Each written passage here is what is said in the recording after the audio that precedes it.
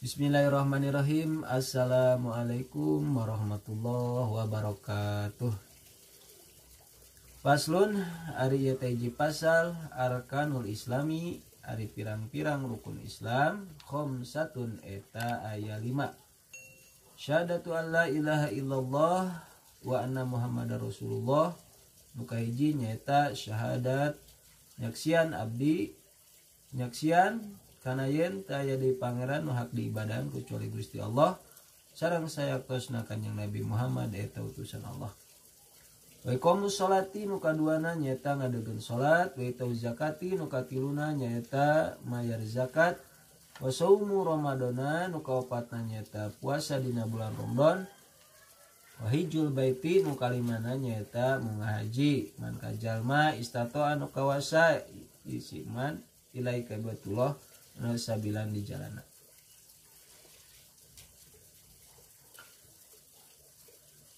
Dina ieu kasempatan urang sadaya nyobi-nyobi ngabahas tentang rukun Islam. Anu mana Islam ieu teh mangrupikeun salah sahiji rukun tina agama. Nah kitu rukun agama sabaraha aya 3. Rukun agama teh aya 3, hiji Islam, 2 iman, 3 ihsan. Tah dina ieu kasempatan musonif bade ngajelaskeun tentang rukun Islam anu mana sadayana aya 5. Tah rukun Islam nu 5 ieu teh teu meunang dileuwihan, teu meunang dikurangan, sabab ti dituna sakitu gitu. Sakumaha aya dalilna teh bunyal islamu ala khamsin gitu. Tah mana anu 5 teh tina rukun Islam nu kahiji nyaeta syahadatu alla ilaha illallah wa anna muhammadar rasulullah. Lempang nama nu kahiji tina rukun Islam teh nyaeta syahadat.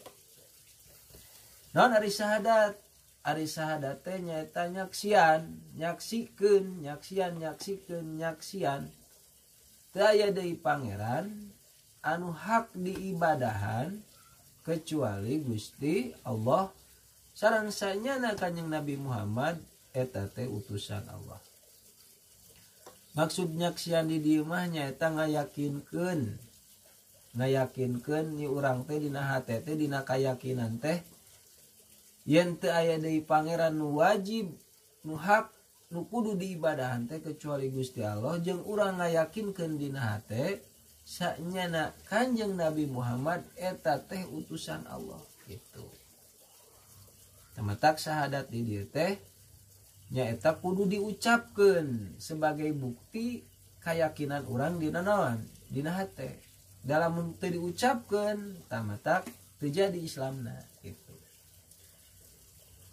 Jadi maksud syahadat di dieu mah nyaksian di dieu mah nyaeta ngayakinkeun ngan ku ngayakinkeun eta urang kudu diucapkeun gitu.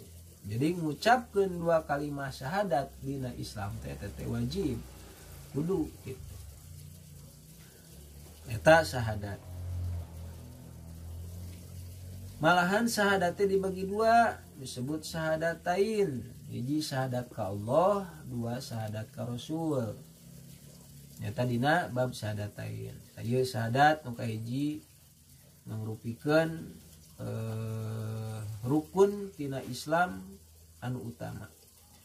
Sabab nurutkeun hiji katerangan ari syahadat teh mangrupakeun wadah pikeun ka hareupna kayak gitu. Dalamun ayeuna jalma henteu bersyahadat maka can masuk Islam, can disebut Islam. Sok sanajan rajin salat, rajin puasa, rajin zakat, mengahaji ge sababaraha kali ka Mekah. Tetapi teu pernah ngucapkeun 2 kalimat syahadat dina arti manehna teu ngayakinkeun yen Allah teh eta nu wajib diibadahan jeung Muhammad teh eta teh utusan Allah. Tah maka manehna can naon? Can asup Islam. Eta syahadat. Jadi nu kahiji sakali deui tina rukun Islam teh anu 5 nu kahijina nyaeta syahadat. Wa iqamus sholati nu kaduana tina rukun Islam teh nyaeta iqamus sholat ngadegeun sholat. Saenggeusna sahadat teh nyaeta ngalaksanakeun atanapi ngadegeun sholat.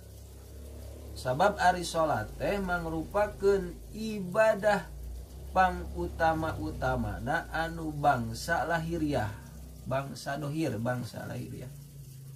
Malahan dina pardu nage kaparduanana sholat gitu mangrupakeun pang utama-utamana pardu dina ibadah nu sajena.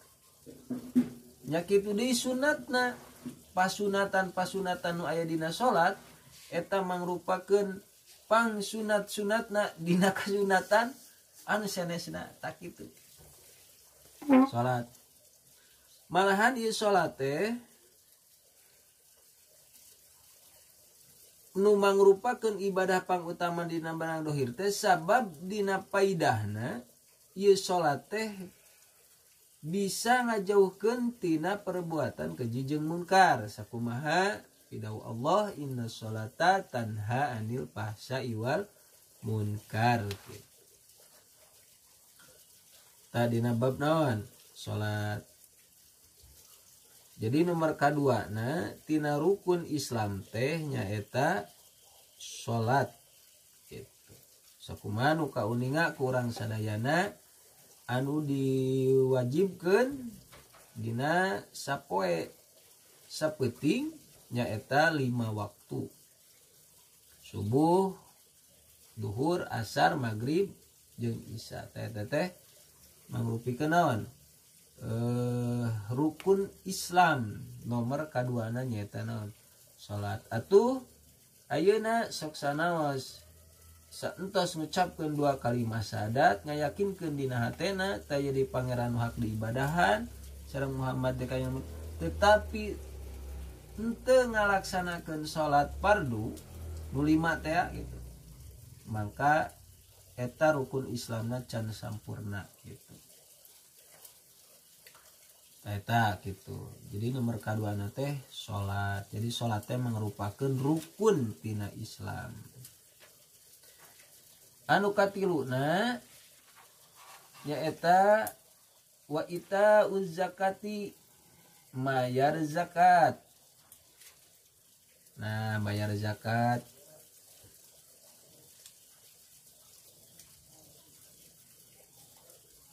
Keur saha mayar zakat teh? Nya tentu baik keur jalma anu geus nisab. Tah kanggo panjang lebar nama dina masalah zakat insyaallah mudah-mudahan atuh kapayun urang dipasihan umur nu panjang sehingga urang masih kena diberi kesempatan keur ngalanjengkeun hanca urang ke aya dipayun tentang bab zakat. Salajengna nomor kaopatna tina rukun Islam teh nyaeta puasa dina bulan Ramadan. Dina bulan Ramadan muncul masa urang teh mah puasa bulan Ramadan. Eta teh mangrupakeun naon rukun Islam nomor kaopat gitu.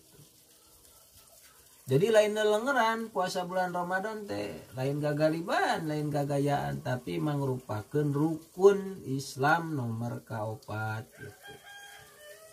Pikeun saha nya tentu bae pikeun jalma anu naon, anu geus kataklif, anu baleg, boga akal jeung sejenna lah gitunya. Ari budak leutik mah eta mah henteu dikudukeun, tetapi eta mah erek heg aya nu can baleg mah gitunya.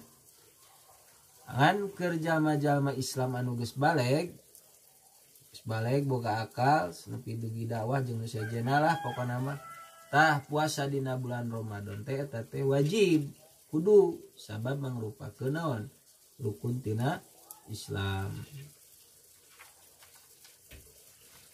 Anu terakhir tina rukun Islam teh nomor kalimana nyaeta munggah haji ka Baitullah, ibadah haji, berangkat haji ka Baitullah ka Mekah. Nah di dieu ge dikecualikeun henteu keur sakabeh jalma, tetapi keur jalma man istata ilai sabila, keur jalma anu mampu di jalana gitu nya istilah nama biayana keur ibadah haji. Sabab ibadah haji mah henteu sembarangan, henteu bisa dilaksanakan di mana bae, khusus tempatna jeung waktuna ge khusus gitu, jeung henteu bisa sakadaek geus diatur kitunya. Maka dina rukun Islam nomor kalima ieu pikeun jalma anu geus mampu maka wajib berangkat haji ka Baitullah tak kitu. Jadi hadirin sadayana tina bahasa nu nembe musonib netelakeun yen sadayana rukun Islam teh anu kudu ku urang apal jeung urang nyaho teh nyaeta ngan saukur aya 5-5na.